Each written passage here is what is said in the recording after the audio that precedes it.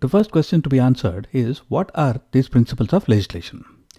If you look at different legal textbooks and different university syllabi, some of them talk about the principles of legislation in the context of why legislations are made, such as Bentham's principle of utility, John Rawls' principles of justice, Nozick's entitlement theory of justice, and the concepts of individual interest and community interest.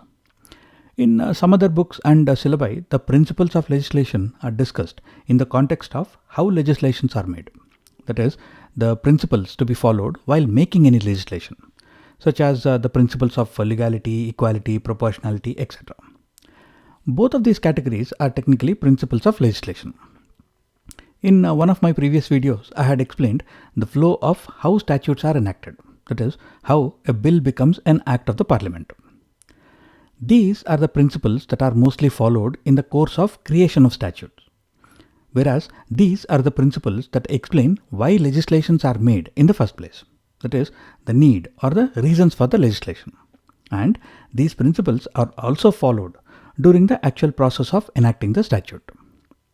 And when we discuss these principles, you will also see that these why principles have a lot of overlap with the how principles. And both of these categories are quite simple and interesting. While the topic operation of these principles upon legislation may be given separately in your syllabus, I will be talking about that aspect also when we discuss each of these principles.